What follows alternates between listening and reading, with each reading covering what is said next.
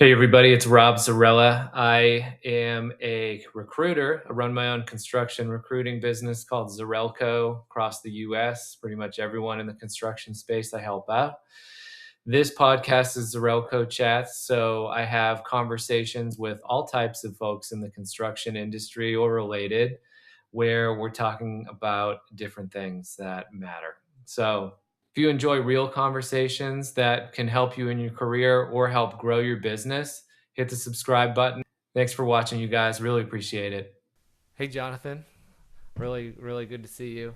I'm super excited to have Jonathan on. He has a very strong marketing background. He's based out of Washington State and helps a lot of construction companies with their marketing and other things. Uh, the point of this podcast is to provide more value to the network that I have of mostly construction and commercial real estate professionals throughout the US. Honestly, I love seeing Jonathan's videos and his work. I think he's a very committed person. He's very authentic. He's very genuine. I'm just trying to say that, he's just authentic and genuine and really means what he says. So I really like his stuff and how he, goes over some content that maybe other contractors maybe aren't putting out. So I'm really excited to have you. Yeah, thank you very much, Rob. Excited for this conversation today. Yeah. Um, I will like most of your stuff. I know you're a Seahawks fan. I'm from Boston, so I have to cut it off at some point. So No, totally. It was yeah, it was definitely a good February for us for sure. yeah, definitely. Um, no, that's good. You guys are great. I love it in Seattle. I've been there once, and the coffee was amazing, and Awesome. the weather was not. So Yep. That's how it is. Right now it's overcast, so it's like 60s right now and it's June, so that's that's great. just what it is. That's great. So I definitely want to get to know you a little bit better. You seem like a great person. Um, who are you and why are you doing this? Yeah, so good question. So, Jonathan, I am the owner of Customer Growth, which is a content marketing agency working with commercial, industrial, sometimes in certain cases, heavy civil contractors, Hmm. basically helping them tell their story in a way that hopefully keeps them top of mind with potential clients, prospects, as well as attracting, retaining talent online through content. And more recently, actually started a podcast called Construction CEO, interviewing executives. And so the story for me getting here is, I grew up around the trades. My dad had his own residential commercial painting company growing up, and um, during the summers in high school, actually, I think it was going into freshman year. I'm like, hey, Dad, like, curious when I can get some money for school clothes. High school is such a pivotal part or of your young life, and he's like, well, I don't really have money for, school clothes and stuff like that. He's like, but if you want, you can come work for me. And that's what I did. I ended up doing it several years, working with my dad in the summers, trying to make money to be able to pay for school clothes, and eventually went off the music route. That was a lot of my trajectory, was just to be a musician, and then eventually got married and realized it's really tough to make music and marriage work, and It's with hard. both schedule as well as money. And so eventually transitioned away from that. And before going into the role that I'll mention here in a second, I actually became a painter again. So there was like a season of like 3, 4 months where I was a painter, and I think I painted over 200 something condo doors. I mean, it was so repetitive, but I was able to catch up I was able to catch up with a lot of a lot of podcasts, which is great. Good. But towards the end of this project, this small residential contractor knew that I wanted to go into marketing. Like that was the Hmm. path. Like being a musician, I want to do both strategy, business, as well as like creative. And I just felt like that was the way both would collide. And so towards the end of the project, they made that offer. And eventually, actually, prior to this, I was actually meeting with a commercial painting contractor. So they only do commercial and Hmm. industrial. And I knew him because of my wife. She babysat their kids, and so he Hmm. basically become like a mentor, kind of That's helping me great. get into the business world. And eventually, I text him because we met a few times for lunch and seeing his office, and just getting some feedback from him. And I realized after this project, this small residential company offered me this sales marketing role. I texted him saying, "Hey, got this role. What are your thoughts?" He's like, think it's a good idea, Jonathan. But I think you should come do it for us instead. And so I ended up getting that Wow. offer, and then ended up meeting with their CFO, director of business development, and within the matter of like 2 weeks, I was their official marketing hire, and it's my first opportunity there, and was there for a few years. Mainly just doing a lot of content through like video and photo, Hmm. both from a external social media content, perspective, project documentation, case study, stuff like that. And also too, there's a lot of employer branding, internal marketing, email newsletter updates, things like that to be able to engage not just the internal office, but the field as well, Right. because obviously there's a commercial painting contractor. So we try to find ways to do that. And eventually, the pandemic happened, projects were closing down, and I made the first round of layoffs, like I was still there, and then the Hmm. second round is just like we just don't know what's going on. So eventually was furloughed with the intention of bringing me back. Hmm. For about a month, I was just applying a tons of places, mainly because during that time I'm like, I don't know if I'm gonna come back, and I mean everybody everywhere is getting laid off, like Right. tons of people, just like it was just an absolute bloodbath, Pretty scary. and so for me, I was applying 8, 9, 10 hours a day, like 5 days a week, and trying to figure out how to make something work, and eventually, I think it was like 2 weeks in, I'm like, I wonder if I use the same time and focus and energy and motivation to like instead of trying to find a job, I started my own business. I always knew I Hmm. wanted to do something. And after me and my wife kind of talking through, okay, here's what it looked like, the upside, downside, the kind of crisis management plan, things like that. We're like, Runway and let's all do that. it. And within a month, like I said, after a month of doing that, might have been week three-ish of being furloughed. Eventually, the contractor called me back saying, "Hey, we're ready to bring you back." And I'm like, "Actually, I'm not coming back. I'm going to go full time with my Oh, business." there And you so, go. eventually, they became my first client. And then little by little, over the past few years, I've really just been focusing on just the marketing piece, but from a content perspective, especially too in Hmm. commercial and industrial. When you think of marketing, you typically think it through the lens of like proposals, pursuits, and things like that, which Right. are incredibly important, especially for GCs, going out there trying to win work. But for me, it was mainly through the lens of like the storytelling piece, the content capture, Hmm. the writing, all those sort of things that just help not just say what you do, because most contractors will just say I'm a GC, I'm a specialty sub, or all these different things. It's like, but who are you? Like, who is the company? What makes the company? And really trying to help contractors do that. And so for the past few years, since that point, I've been working with commercial, like I said, industrial, heavy civil, GCs, as well as specialty subs throughout the U.S. and Canada, Mm. and yeah, and it's been quite the journey. I've been learning a lot, and even more recently, have historically a lot of it has been social media marketing management strategy, but now it's actually expanding more into like the media part, like because like I said, I did a lot of the video stuff in house when I was working for this contractor, but since I'm working with contractors, scattered throughout the states, it's really tough to do it from a remote position unless either I fly out or things like that. But now I'm actually starting to see the gap in the market where like I'm meeting contractors, like even for example, there's one I'm talking to right now who's going to become a client here soon. And he's like, I have years of photos and things like that I've had, Wow. paid photographers, things like that, but I just never did anything with it. Just Like sitting they on a have bunch of it. gold. Yeah. It's just sitting there. And so my thing is like, well, what's the process to one? Obviously, you have to create the, capture the content, which he has, and obviously, I think it's an ongoing thing. But then you Hmm. create, like, how do you create the content in order for it to be digestible and substantive? And then the last piece is the how do you where do you go about distributing it? Is it all social media platforms? Is it email marketing to clients? Is it internal, marketing, employer brand stuff? Is it, on your website for your project? There's a lot of mechanisms like that. And so for me, I'm starting to see things through that lens of like, hey, how do I begin to work with contractors from we want to capture the content? Because we're not Hmm. necessarily like this is the thing I always have to tell contractors is like, we're not trying to become content creators. We're just capturing what's already there because it's incredibly fascinating. You're already working on this project. Well, tell me about it. Like, hey, what roadblocks are you facing?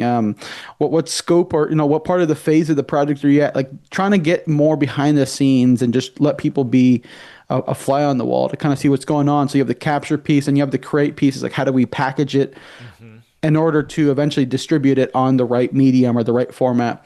So there's that piece, and then the other piece, which is interesting because I know that you're in the recruiting side, and for me, I'm now beginning to explore the idea of what recruiting, advertising, and things like that. But from a True. content perspective, is like, hey, how do we create short form video content that's incredibly engaging, but just trying to get more reach? Because as you probably know, really way better than I do. I mean, there's a lot of contractors who are trying to hire for talents right now, and so for me, I'm like, okay, well, what is my process? What is my influence? What does my skill set look like in trying to help contractors, get more exposure to their company and like I said, attract talent and from that perspective. Hmm. So Yeah, that's yeah. definitely. No, I think that's super helpful. And yeah, I definitely know of some contractors that are like extremely old school and they get all of their work word of mouth, but Yep. it's like really hard to find people to work for them just because they have like zero online presence. So, So I'm curious for you, like I know that obviously you're interviewing me with this podcast, but I think that's a really interesting topic there is, from a recruiting standpoint, like I'm curious, can you unpack that a little bit more as a recruiter? What is it mhm. like for you to recruit for a company that has either great marketing, great online presence, Mhm. and then let's say the ones that have like baseline, we have some stuff, and then the ones that absolutely have nothing. I'm just curious what your experience is as a recruiter trying to attract people to work for these companies. Yeah, to be honest with you, there's some similarities with both of those companies you described. So you could be like a massive top E&R builder and have like the best marketing team and stuff, but sometimes their job descriptions are just so vague. Um, Hmm. where you could be a GC, right? And they have all different types of projects. Like it could be data centers, it could be car washes, it could be churches, it could be Hmm. dental TI stuff, it could be anything. Yep. And they got a project manager job open, and you're like, okay, like what division is this? Like, what am I going to be doing? Where are the projects? Because they might just like put the job where the headquarters is. Maybe it's in St. Louis, but like the job's in Tampa or something, Hmm. So that's where I find a lot of the disconnect with some of the larger builders. But on the smaller ones don't necessarily put their benefits out. And when I say put Hmm. their benefits out, like some of them will have really good, like they might have just been like ESOP, or they might do like 100% coverage on health, for the whole family. Hmm. And no one has any idea. And they're like, well, Hmm. and people just look at it. Like, even if they're looking for jobs, like, I'll have people tell me, they're like, yeah, I saw that. I didn't apply to it. And honestly, like, I have heard that multiple times this year too. They're like, Hmm. I didn't know they had this. Oh, I didn't know they had a new office in, Tampa or wherever. That's news to me. Hmm. So it's very interesting. I definitely see a gap with both large contractors and small ones. So Yeah, because it's interesting because I was talking to a recruiter maybe 2, 3 years ago, and he was telling me he was recruiting for I can't remember if they were a GC or for a concrete contractor, hmm. but anyways, he was like he's reaching out to a prospective employee or like team member for the company that he's recruiting for. He's like, hey, I just wanted to see if you're interested. He's like, yeah. He's like, what's their website? He's like, oh, they don't have a website. And then he's like, do they have social media? He's like, no, they don't have social media. He's like, That's wild. is there anything I can see online to see who they are? He's like, this is a real company. If you want, I can send you an address to one of their projects, and you can literally go. Like this person would have to go in person to go and Hmm. basically see that. But it's really interesting, just like from a marketing and media and all that sort of perspective, is the same way clients and prospects do their due diligence. Talent does their due diligence as well. They'll go look you up and do all that. Go ahead. Well, yeah. So you got me going now. Love You it. could Let's do you could it. ask me as many questions as you Let's want. do By the it. way, it's fine. But I'll even go on some companies that I'll be approaching where I'm like, oh, they're winning a whole bunch of stuff. They got like really good Glassdoor reviews. I've heard good things about these companies, but sometimes I'll like go in their contact form and I'll be like, hey, I saw all your stuff. I just, I like what I'm seeing. Love to help you guys out. Contact form doesn't work. Or I'll call the main office. Like I'll call cell phones too, but like I'll call the Yeah. main office from time to time, and I can't even can't even get there. I'm like, how are these people? If someone wanted to give them a project, like how would they be contacted? Or like the website doesn't work. I'm like, this is crazy, and I don't know how often they're QCing that. So Yeah, no, it's I mean it's the little things, and and it makes sense because contractors are going to do what they do best, which is build stuff right, and try to service their clients. But it's a lot of these other back end sort of details from a marketing, and even too, it sounds like more of a technical piece. Hey, how do you make sure that your website's not broken and things are being funneled in the right direction, things like that? Because you never know. I mean, I was talking to a GC and he mentioned, I'm like, hey, so there's this huge aerospace company here in Seattle, Washington, and they've been working with them for years. And I'm like, how did that happen? He's like, they saw us on Google and reached out, and we've been working with them since, and have been doing multiple eight figures, for mm-hmm. them. And I'm like, holy moly! Now imagine if they experience what you said of like the contact form's not working and the phone number is not great and all these sort of things. I'm like, that's a lot of money to be lost like if a that happened. like a lot of money. I know of a company here in Utah. They were the only ones available. It was like around Christmas time. The airport had like a huge issue, and they called their top three, I think plumbers, and Hmm. none of them answered. And so this company answered, and then they were like the next long term thing. But it's all about timing and being in the right place, and that right place doesn't have to be physical. I think is the Hmm. biggest thing. So Hmm. yeah, Yeah, totally. that's why I think the work you do is so awesome. Because it matters. Everyone's going. People are even going to ChatGPT or Claude now, and they're saying, "Find me the best construction recruiter. Find me the best book on construction. Find me the Yep. best, construction marketing guru or whatever." You know, and they're finding us, Totally. Yeah, no, which is good. that's great. Yeah, no, and I think a lot of that, I mean, I'm gonna make a post about this. Oh, here's my phone. And there's this big player out of commercial real estate, out of New York. I'm not sure if you've heard of him, but his name is Bob Knackel. No. Huge, like he's like a huge presence. Anyways, he's talking about, he said, and like I said, I'll make a post about this eventually. But and I screenshot this yesterday because I saw it. But it said, somebody quote unquote said, Bob, ChatGPT loves you. And then he says, this past week I received calls from two property owners I'd never met before. One assignment is 15 million air rights sale. The other is a $40 million development site. That's ridiculous. Neither owner came through a referral, neither came through a broker, neither came through a traditional marketing channel. They found me because of the content we've been creating and distributing. In fact, one of them said that that perfectly captured what is happening in the marketplace. Mm-hmm.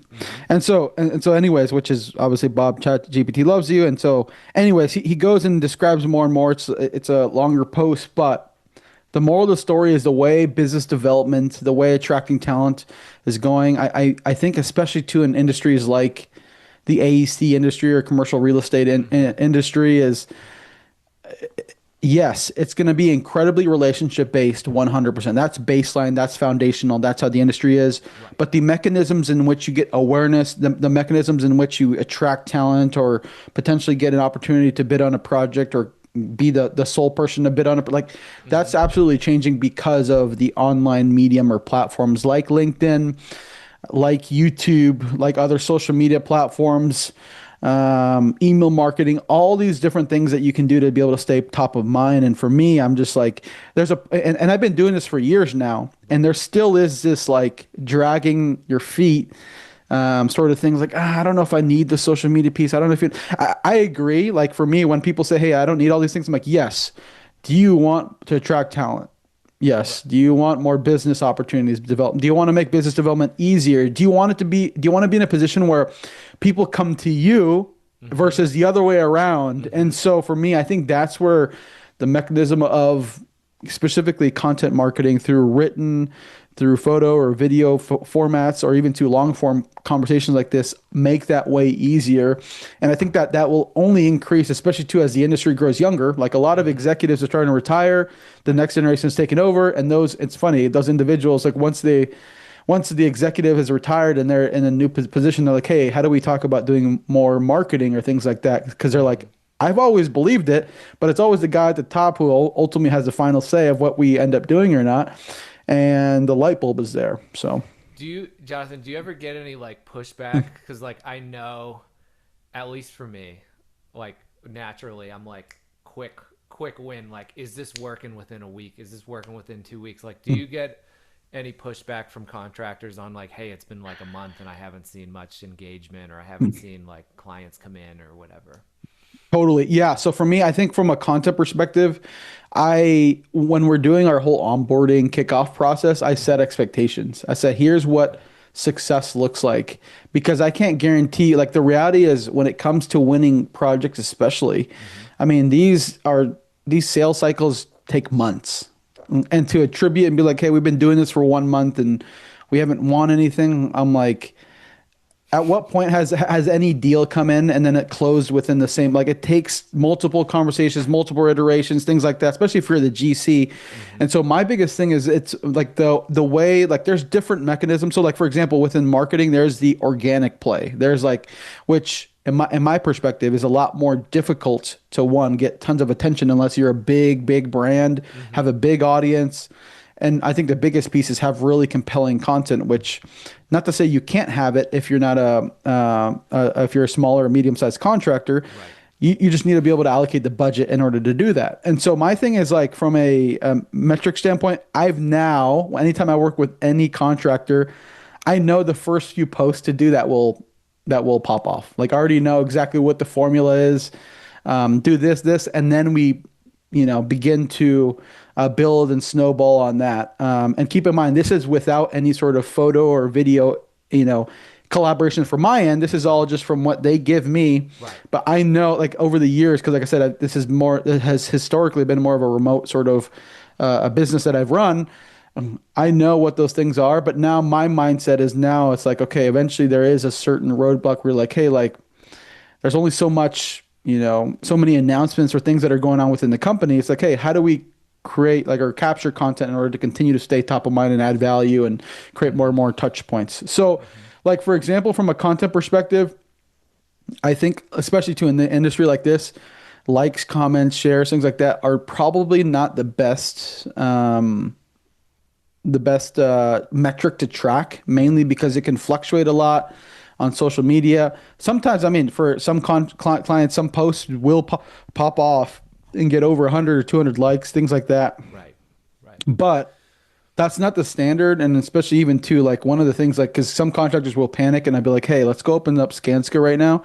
They have thousands of employees, they have 500,000 followers, and their last post got 75 likes. That's like an army of marketing Correct. people. And they have an entire huge team.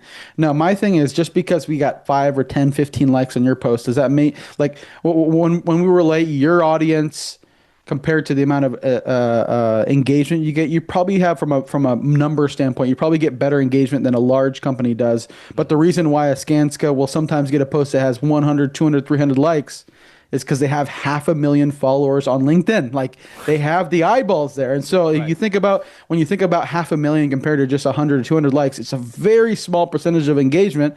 But in the eyes of everybody else, they're like, man, like how do I, get to that point? And I know even for myself, made posts and content that end up blowing up. Like I think the most I've ever gotten on a post was like 4 or 5 thousand likes. And for me, Wow. like I've learned the pieces that get you viral, like posts, but at the end of the day, that's not what moves the needle. Like it's the more detailed, more specific, kind of smaller audience sort of approach from a content perspective that end up moving the needle. But here's what I tell clients is like, okay, so if we're not measuring that as a metric, like that's a helpful kind of gauge. Hey, here's what resonates, here's what doesn't, and let's build on what does, and then maybe either find ways to make what doesn't work better, or maybe pivot away or try something different. Hmm. But I think the biggest piece is when they end up meeting with clients and they're like, hey, I saw you guys just did this project, or hey, I just saw you guys congratulate. Like it's those sort of things because it's those individuals, same individuals that are key individuals that you want to stay top of mind with, likely don't like, comment, or share any of your content, but they see it. And Right. that's the more important piece. And so, for example, there's a contractor, like I'll use these sort of case studies where like one of them wanted to get their foot in the door with a large commercial GC. They're like a national GC doing a Hmm. lot of data centers, and I'm sure as you know, data centers are booming right now. And they ended up like they only had one connection, and it was to like ME and some sort of MEP director or manager sort of thing. And when he reached out, the individual already the from this large company already knew him because he's like, hey, I've seen some of your content, I've seen some of your your company, and I assume you're reaching out because we're doing some work in your neck of the woods. Like, yeah, and he's like, yeah, let's talk and figure out how to get you, potentially in the next bid list for this next project. There we go. And so for me, I'm just like, it's those sort of instances. If you like, I think marketing, in my perspective, makes sales, makes relationship building, makes attracting talent easier. It's not necessarily there to solve the entire process because you still need that element of the sales piece or the recruiter or the person doing those kind of final detail pieces. But Hmm. from an awareness standpoint, if people know you, it's a lot better of a chance that they'll be open to interacting with you. Yeah. Yeah, that's a huge point. That made me think of another question for you too. Do contractors feel like they need to spend money on marketing? I mean, I know of some contractors, at least for recruiting, they're like, "Well, we don't need a budget for that. We'll be fine." And sometimes they're really not fine. But for marketing, like, do they just think they can post on LinkedIn a couple times and get some free marketing that way? Or like, I guess, what should they be planning on for like budget? Yeah, that's a good question. So most contractors don't like literally that's a part of my sales process. I'll say, hey, so what sort of budget do you have allocated? Like honestly, Jonathan, I don't even know. I don't even know what this will cost. I don't even know what this looks like. I'm I just had a here trying to feeling. figure out. And so that's typically the most common answer. I think with you actually said something that's really interesting. That's something I've been thinking about is, Hmm. the idea of free marketing. Like LinkedIn is free. Anybody can post and things like that. Hmm. Now, the other thing though is there's a few things to consider because I know some contractors who end up having the executive, the CEO, like even especially if they're a smaller company, they'll do the captions, they'll get the photos, and then they'll end up, doing some sort of post either on their personal or the company page. Hmm. And my thing is that's no longer free because it's taking this executive's time. How much is that executive's time worth per hour, and how much time did you allocate towards doing that? Now, yes, you're saving money because you're not paying somebody else to help partner and do that for you. Yeah, quote unquote, saving money. Yeah, quote unquote. But it's costing you your own time or maybe even another individual's time. Because I mean, True. I've heard contractors who said multiple things. Like one of them is like, hey, this is something my daughter, or my niece or nephew will do. And my thing is, the way I think about it is like this: is anytime a contractor says that, is like, okay, if you were to go on stage right now to speak on behalf of your company in front of, let's say, 1,000 people, would you let your daughter, your niece or nephew speak on behalf of your company? Probably not. And so, in the same way, you should use that same logic because with your social media, because it's not like sometimes I'll look at, a post will have 1,000 or 2,000 impressions. Like, okay, oh wow, that's bad. I'm like, no, it's still that's like a conference size sort of room of people who have at least seen the content. And my thing is like when it comes to communicating your company, I mean, I do this is what I realized myself, and I think sometimes some contractors can downplay Hmm. is it requires a level of like understanding of the industry, understanding what actually matters, what moves the needle. Like I said before, when we do a rollout with a new company that we're working with, I know exactly what to do and say, and I know the specific levers to pull in order to get us like a solid foundation and to be able to build on, Hmm. and then hopefully compound from there. But at the end of the day, when you're having somebody who, like you said, like I was saying, is like, hey, my niece or nephew or my daughter or son, they spend time on social media. I'm like, just because for me, like just because I spend time watching the World Cup right now doesn't mean I should play soccer. Like no, Yeah. and no world, just because I consume it doesn't mean I should be a participant in the sport. And in the same way, that's how I see it with from a content perspective. And so when it comes back to what you're saying of like free marketing. I'm like, there's no such thing as free marketing. It does cost something. It does cost you something. Now, and it depends on what price you're willing to pay. Is it upfront? Is it, with a Mm-hmm. partner like us? Or is it your own time, or is it your own resources, or even sometimes they won't even delegate it to like a family member. They'll give it to an admin or an office manager. And I've talked to these admins and office managers who are like, "Ugh, I don't want to be doing this. Like this is this is not why I'm doing this role." And Yeah. so for me, I'm like, you just have somebody who doesn't know how to do it, doesn't want to do it, and Mm-hmm. has no idea of what success looks like. And so they end up, what do they end up doing? They end up for a construction company that's doing incredible work with incredible people are now Mm-hmm. posting about their dogs in the office, or posting about, hey, it's emoji day, or hey, it's this random holiday that nobody really cares about. And I'm like, now you're diminishing the value of your brand. And for me, when I talk brand, all it means is reputation. Is like, Mm-hmm. when people think of your company, what's the gut feeling that they have? What do they think of you? And if all they think of you is pets, is random, holidays, or even too, it's like, hey, this sounds like AI or all these different things. Is like, you're just you're just diluting and diminishing your overall brand perception and value. Yeah, yeah. Where else do you see contractors make mistakes? I know you already covered a couple, but like what are some other mistakes that contractors make when they try to do marketing themselves? Yeah, yeah. Well, for themselves, I mean, I just think the biggest thing is the timepiece. I think the one of the bigger mistakes, and honestly, with a lot of the contractors who we work with, luckily, they're super open-minded. The Mm-hmm. hard part, though, is I've seen it in the industry, and with even talking with other marketers in the past, is like when you're working with a leader who is very particular about what they want, but don't know how to articulate it and have no proof of concept or roadmap to actually execute that. It's like, hey, I have all these ideas. I saw this thing, or I'm like, and I totally respect the visionary, and then the founder sort of like, hey, I want to do this thing. Mm-hmm. But the hard part is when it's like, hey, it's got to be my way, or or the highway. Right. And so that makes it really tough, especially too from a marketing perspective, because even too from an in-house marketing perspective, a lot of the individuals I've talked to and work with are incredibly, like, they're obviously creative, maybe sometimes a little bit more introverted, don't really always advocate for themselves and push and feel the courage to push back in a way that would allow for collaboration to happen, things like that. Mm-hmm. So I think that's a big piece, is like when a contractor has no proof of concept, or like, hey, I've done something like this before. Because if that was the case, then yes, we have a lot more context.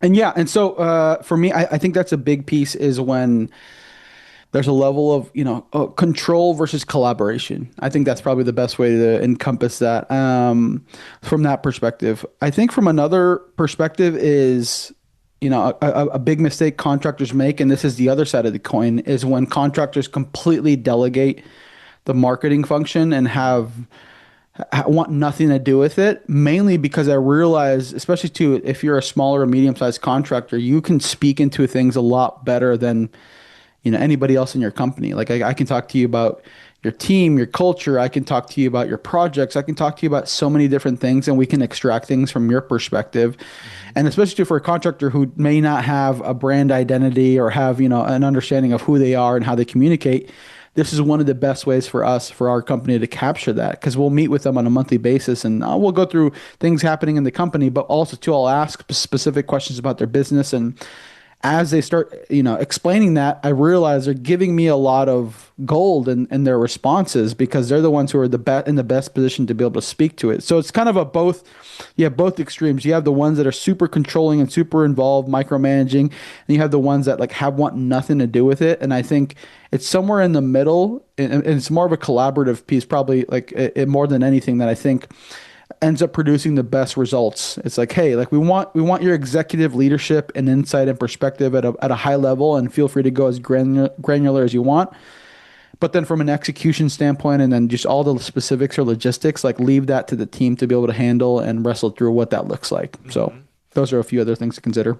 That makes sense. I haven't asked you like who's your ideal client or like size, but do you ever like bump elbows with like marketing directors or anyone like that? I mean, who are you usually helping out, and do you ever get like kind of like pushback, like this is my job type thing. Yeah, totally.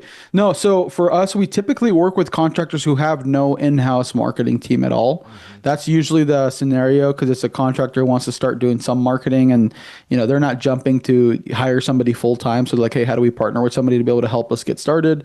There have been a few instances where there is like a marketing person involved, but they're more involved like a leadership level, Mm-hmm. like a VP, but they're like not just like you know, marketing their sales or BD, so they have a lot of things that are on their plate, but they're looking for help, a partner for, from an execution standpoint for this. And so, for us, it's really, yeah, for the most part, it is probably the teams that have no marketing team is usually who we work with. But now, from a media content perspective side that I mentioned, we're actually expanding, like I said, into more of the photo video stuff, which most contractors still need, and typically in-house marketing teams don't have the time to fulfill because they're doing a lot of other things from the Mm-hmm. marketing function, and content creation, especially from a media perspective, falls, kind of on the lower priority for them to do it themselves. And so they'll typically partner. So that's why from that perspective, I'm starting because I'm realizing, and I'm curious what your experience has been like, Mm-hmm. from a recruiting standpoint. But I'm like, okay, I've been working with small, medium-sized contractors, and to a certain point, I know that there is a process to sell them and like get them on board, and to see the value and things like that. The thing I've been thinking strategic, and this is me just thinking as a business owner, Mm-hmm. is like instead of going for the small, medium-sized contractors, which I still think that the medium piece could be immensely valuable. Mm-hmm. Um, how do I just work with contractors who are already investing in marketing, who already have a marketing team, who already are investing proactive, who are trying to find ways to improve their marketing function and become more, have a competitive advantage and things like that. And then how do I differentiate myself from the services or from the scope that their existing team is covering, Mm-hmm. and instead become a partner that can hopefully collaborate with them on these specific things. And that's the lens in which now I'm beginning to explore, because I'm realizing there may be more, because like it's tough to sell a small contractor, medium contractor, something that they're Yeah. like, yeah, I don't want anything to do with this. And I'm like, Yeah. well, and so as a business owner, I'm like, what's the easier option? I'm like, well, go to somebody who already is investing and Right. help figure out a way to help do what they're doing, but even better or and more efficiently, or all these different things. And so, like I said, this is me thinking through the lens of Yeah. a business owner, but that's kind of the headspace I'm in now. Because sometimes it is tough to, it's like, hey, a contractor do no marketing, do some marketing, and then for them to see the investment, things like that, they're like, I don't know if I think I'm good, and I'm like, I don't want to continue to have these conversations. I'm like, I want to talk to people saying, hey, I see the value, I see the impact.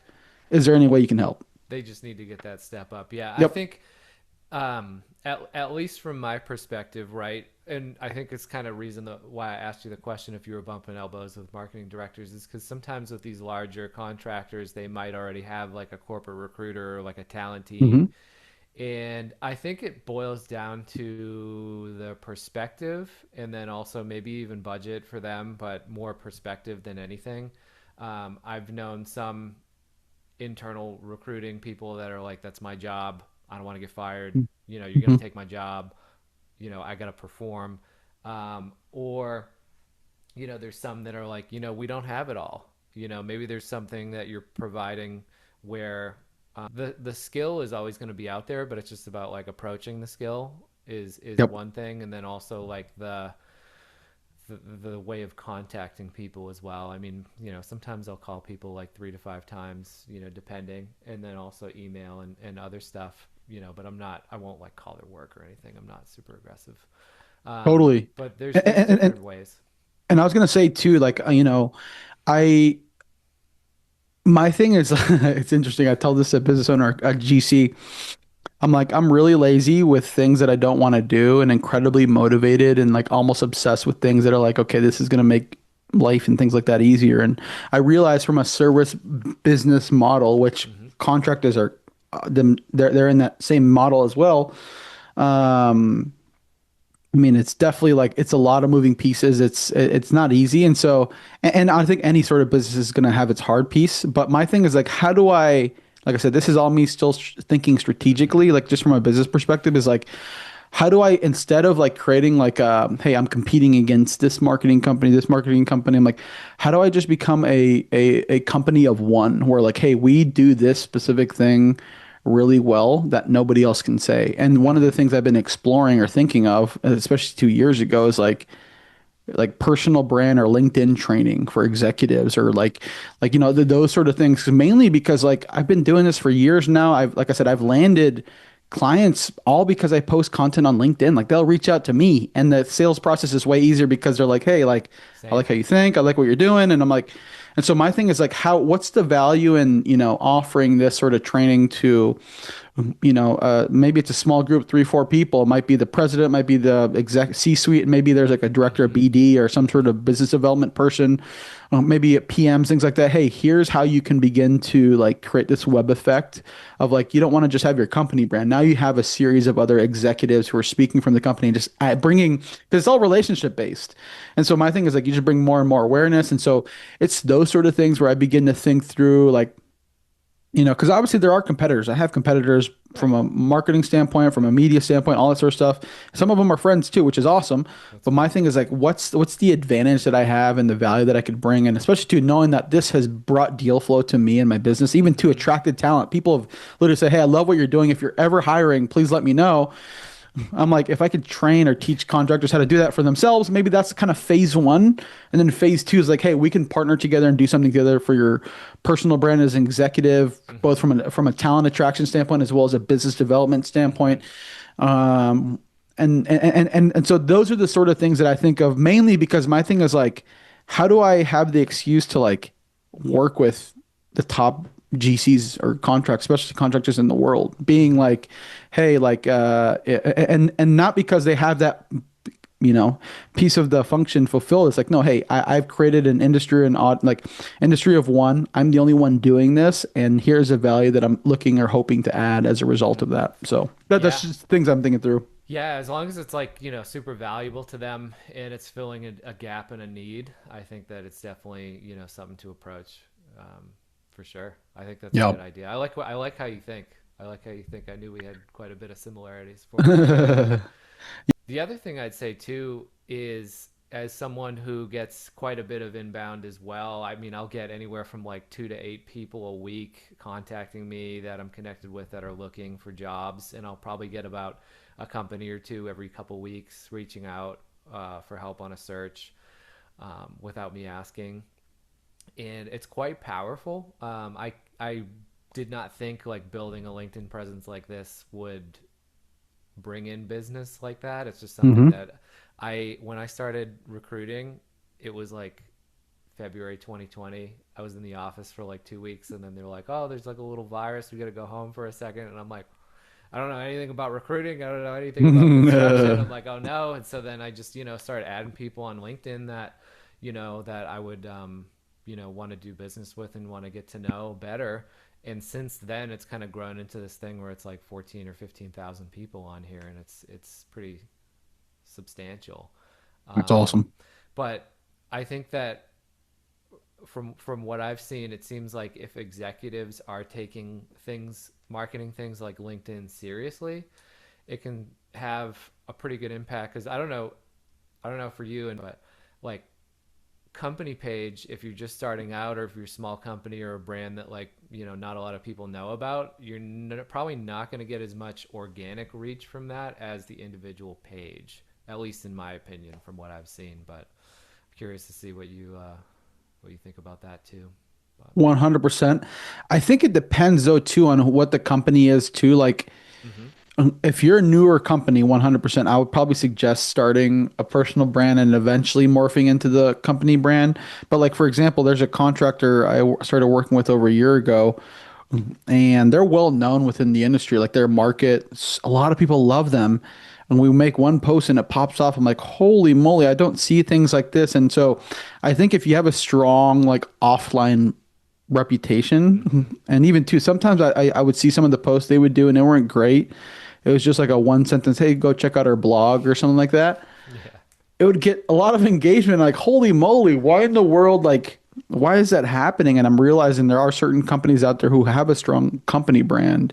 And so if that's the case, and let's say you are, you have, anywhere between 50, 100 plus employees on your team and really strong relationships and reputation, I'm like, might make sense to start there first. But I think it's a case by case scenario. But if you're more of a newer, a few years in, I would personally probably start in the personal brand Mm-hmm. because it's all relational. I mean, whether you want to admit it or not, you're the company at this point. Like it's still it's startup phase. Like you're still starting out. So why not leverage that and then eventually begin to build the company brand? But keep in mind, I've also built them, company brands, and it takes time. It definitely does. Um, and that's where I think having the executive buy-in helps a ton because like I'll tell all of our executives saying, hey, when we make a post, we need your engagement. We need you to like it and we need you to repost it. Mm-hmm. And it's interesting just the difference between when they do and when they don't, just the amount of engagement you get as a natural result. And so there are ways to make it work. And I think also too, it depends on the individual's goal because like for example, there majority of contractors are like, I already don't want to put myself out there like as a company. Like I don't want to put my personal, page out there. And so if that's the case, yeah, we can for sure make it work, but I think there's a lot more upside and leverage because it is an incredibly relational industry.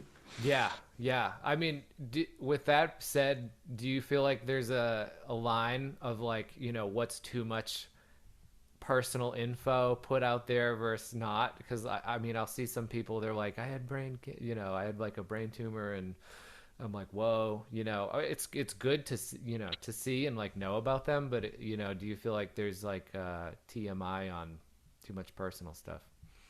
I don't mainly because I take the approach of like you could do whatever the hell you want to do with your own page or content. Like if it's Yeah, yours, if you that's what you want to talk about, great. there's I no think rules. yeah, there's no rules, but I think from a strategy standpoint, it's like, hey, what are you optimizing for? Are you, Mm-hmm. and that's the thing is with these personal stories, and I use them, and I'll do a mix of both marketing content that I talk about, the podcast promotion that I have as well, and then even to just some other general leadership or just industry insights. Mainly because for me, from a marketing perspective, I'm looking at it from like top of the funnel is like more broad, more Mm-hmm. far reaching, and then you go down middle of the funnel and then bottom of the funnel. From a content perspective. So it all really depends on what you're optimizing for. If you want to be the most popular and have a tons of likes and stuff like that, probably personal content's going to get you a lot more. It's more feel good, that sort of stuff. Mm-hmm. If you want to, whether it's land new business or even I think the attracting talent might be better because there's more people that you can reach with that from a employee standpoint. But like from a BD perspective, it's going to be very small. And the example I have is like years ago, I made this post. It was a meme, but it was literally just kind of it was for sure was taking a dig at GCs, and I mean it had 800 900 likes and tons of conversations and things like that, some people defending themselves as GC, stuff like that, Yeah, yeah. and That's funny. no clients, nothing. And then like Nothing. 2 3 days later had a post that was more niche, more specific to the services and the problems I solve. Mm-hmm. 5, 10, maybe 15 likes, and I got a client from that post. Heck And yeah, so for that's me, awesome. I just think the nature is like, hey, what are you optimizing for? Is it the engagement? Because the reality is, I mean, I'll be the first to tell you when a lot of people like your content, I mean, the dopamine hit, I mean, the ego, all that stuff. I'm like, man, I'm awesome. I'm great. Like all these sort of things.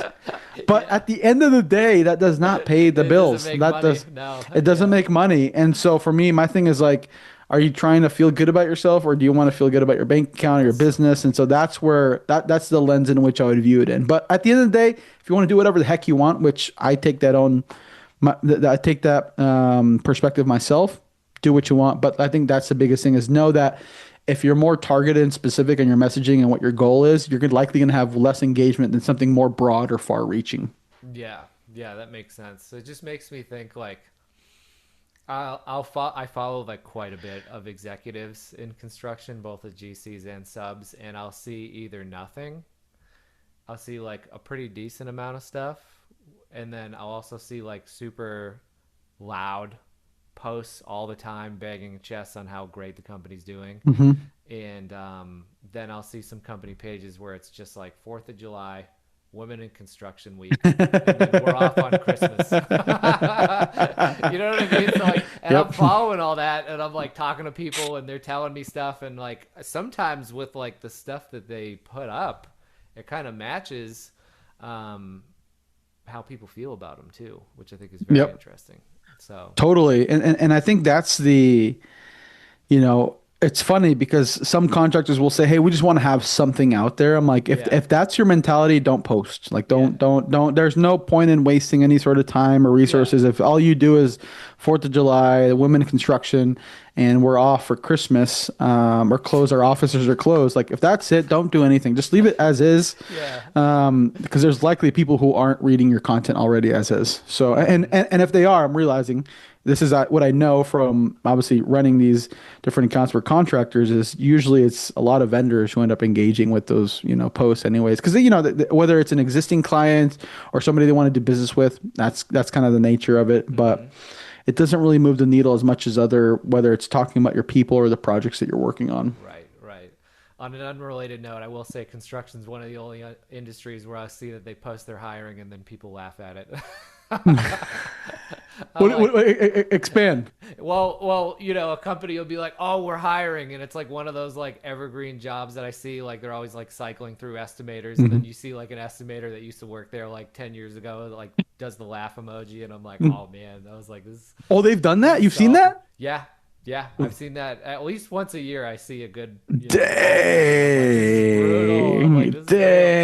It's funny Dang. though. It's funny, but Dude, that's crazy, man. Yeah, yeah, no, it definitely can be brutal out there when you're putting yourself out there, but that's sort of like I don't know.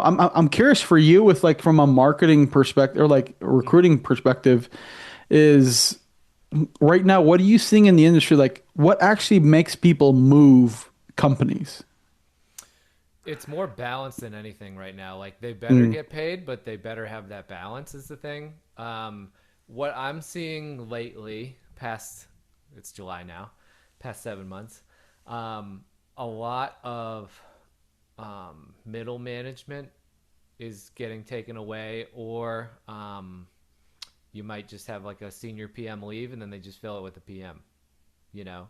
So I'm seeing a lot of that, and they're not necessarily like filling the senior position. They're just assuming that that like mid-level person is just going to take over all the responsibility. And that's extremely frustrating for people because that's like less support they're getting day to day. And so their days get more excruciating when they have all this responsibility, and it obviously like may impact like project completion and schedule and all that, and maybe even cost. So that's that's a big issue. So people are getting a little upset that they're not getting that support that they used to get, and the companies are, cutting back in that way. So to your point, they're looking for more balance. They're looking for more support, and some of them will take a pay cut. Some might not. So and balance as in what?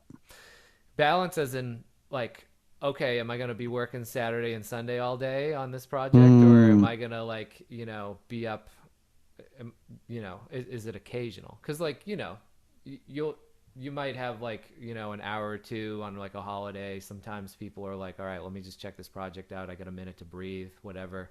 Or sometimes companies are just like, you got to get this going, no matter what. So I think people are trying to stay away from the no matter what stuff, because I mean, I know people that work at top ENR contractors, and they're like, I got two kids and my kids are four, and they're only going to be four once, and mm, if I'm spending Saturday and, fishing on a boat, and I get a call and I got to go on site, for the next day and a half, what am I doing? Like, am I enjoying my mm. life? So that's huge.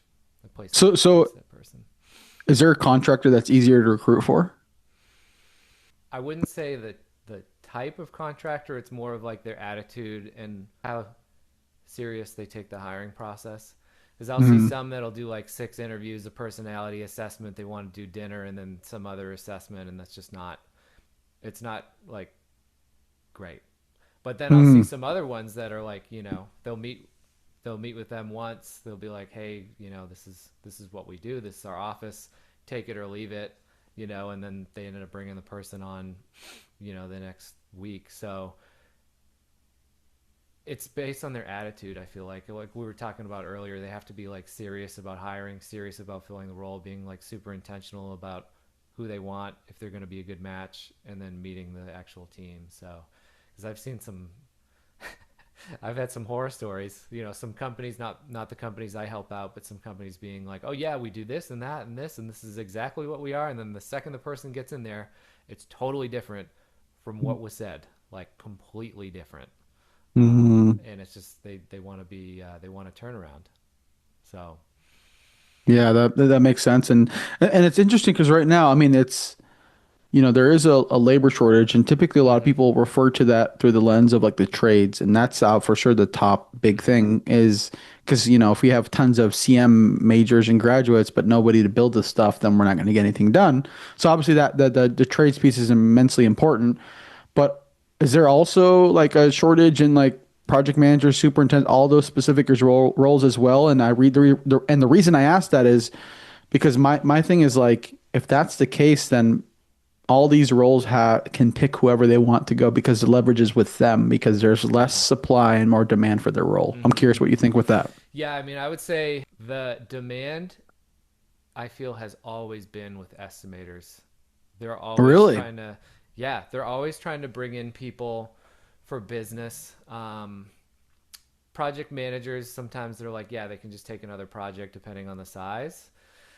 If they have a really good PM that's been there for a while and leaves, they could be in like a serious desperate situation. But a lot of these companies are telling me that they are not bidding enough. They're like, we could bid way more, but they're like, we just Hmm. don't have the specific person. Like there's one I was helping out, and they were like a waterproofing company, very specific part of the US. Not a lot of Hmm. contractors that do that, and they're like, we're going to have to get creative. They're like, maybe we take a project coordinator, a project engineer and put them in. I think like there was another similar company I was helping out, and they took like an accountant and put them in there and just trained them, because they were Well, like, oh, this person has potential. We don't yep. want to wait like 2-3 months for for someone to apply. Maybe we don't want to like use you, Rob, but this is what we're going to have to do. So I'm seeing companies be like way more creative with hiring different people to make sure they get bids out. I mean, it's obviously more training on the senior team, but I think that's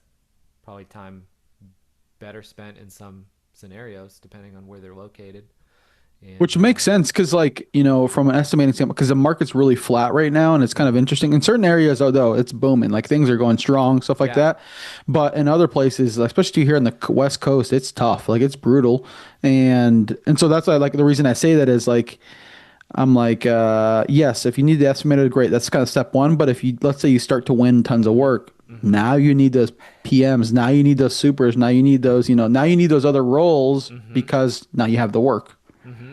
And they'll stretch them sometimes too. They'll be like, "Well, we could probably use this PM on this." I'm like, "Talk to him, see if he can take any more work." Like, don't do that to the person if you don't, if you don't know. But what I've heard is that companies have had a pipeline for 26. They've been building 27 up, but they'll get all this stuff that like either stays in pre-con or it's like canceled or it's like paused, Yep. and so they're just trying to like add as much padding as possible Yep. to make sure that they're good, for the Yep. next 2, 3, 4 years. So that's what I've seen. But to your point, yeah, once they win a whole bunch of work, they got to bring people on. But the best ones that I've helped out have done that sustainably, where they're not like it's not like hurry up and wait and then hurry up again. You know, Totally. Yeah, that's that's a good. good question. I love your questions. Mhm. Here, what's the best business advice you've ever received, Jonathan? The best business advice I've received is actually something I didn't receive directly, but it's a quote I heard years ago. It's Mm-hmm. you can do anything, you just can't do everything. And I think it applies a ton to construction because like it's interesting because there's contractors who are incredibly diversified. Like, hey, we do this and we do this and we do this and we do this. They offer tons of services, but there's eventually like there's a few bottlenecks that they hit in that process because when it comes to offering a wide scope of services, like you need specific roles for that and quality control, all these different things. And I realized even for me, from a marketing perspective, that's one of the things when I first started was like, hey, I'm gonna I kind of did everything for everybody that paid. And then little by little started to tighten it and eventually landed on, okay, I'm doing the social media piece, marketing for commercial industrial contractors.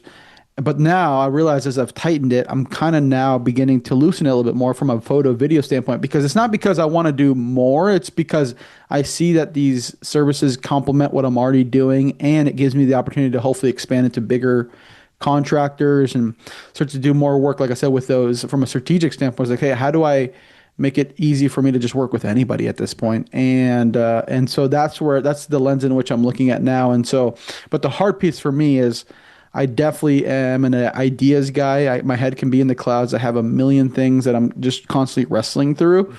And I have ChatGPT to thank with all the wrestling that I do with it. And Artist but brain. but yeah, and so I say that to say like I constantly have to remind myself and kind of get back like centered again. Like, hey, what is it that you're trying to do? Because it's super easy. Like, hey, I could do this. I could do this. I mean, I even talked about the training piece. Yeah. That's something I've toyed around with for years, but it's never did it. And very likely chance that I probably won't, mainly because it's not like I need to see what's working now, what contractors are willing to pay, and how do I continue to do more of that, and then maybe begin to expand into more services that are complementary or adjacent to that. And maybe also too, maybe there's a piece where industry adjacent, like can I work with architects or engineers or maybe even construction, commercial real estate? Like True. I have to constantly remind myself, hey, Jonathan, you can do anything. You just can't do everything. So be very mindful with that. And my biggest thing is that I love creating content. And that's why like the Construction CEO podcast that I have has been super, it's something I've been wrestling with for a few years now. I finally just started. I'm like, hey, I'm going to figure it out. And it's been awesome. It's So produced tons of great content. And it's honestly opened the doors to maybe more business development opportunities for me to meet these contractors. But it's not from a place of like, hey, can I tell you why I want to do mark? It's like, no, hey, I realize it's naturally a progression. Hey, so what is it that you do? And then it just starts that segue. And so, like I said, I'm realizing, and here's the long-term piece is, you know, I realize, so long term is I'm a content creator. I love creating content. I want to continue to create content. And I love the idea of creating content on my own terms. And not to say I can't do that with other contractors, but just something about the creative in me wants to have my own thing, my own stamp on the world. And I realize for me in the long run, I know that there's going to be likely a media play that I end up doing 100%. And it's basically like the Mr. Beast playbook where like he has so much he's built like not the specifics of what he does, but more the business structure concept where like he has the distribution, he has the eyeballs, and eventually he got to a point where his sponsors couldn't afford how much he was, charging for these sponsorship spots. And what did he do? He started Feastables, he started Beast Burger, he started these other ventures, and now he's just promoting that. So he has the audience. Now he has the multiple businesses that he's building as a result of that. And so that's the lens in which I'm seeing things long term. But I know in the interim, I'm going to continue to help contractors. But long term, I know that there's more opportunity to be able to continue to create content, hopefully the most compelling content in the industry, and partner with companies that are willing to sponsor and get exposure to these audiences. So Sounds good. I'd have a core burger, definitely. Sounds right. good. I'm so hungry Yep. right now. The last question is, how can people find you? Yeah, so the place I interact the most with is on LinkedIn, which is obviously where both Rob and I initially connected. That's the best place, Jonathan Cor on there. If you want to learn more about me or my agency or contact me about that, you can message me on LinkedIn or go to customergrowth.co and fill out the form there, and we'll schedule a time to chat about you and your company. But other than that, those are typically the two places that I point contractors to. And last thing is, mentioned I have a podcast. If you want to go check that out, Construction CEO on YouTube, Spotify, Apple, trying to basically, like I said, tell the story of contractors, both presidents, founders, CEOs, owners, of both from a GC, a specialty contractor side, and what they've done to be able to build their business and talk through the story as well as lessons learned, business perspective, a lot of things that we covered here, even too, just like the kind of the thought process behind their business and structuring and strategy and things like that. So those are the things I'd point them to. That's it. Thank you so much, Jonathan. Really appreciated your time, and thanks for being a part of the podcast here. Really appreciate it. Yeah, thanks, Rob.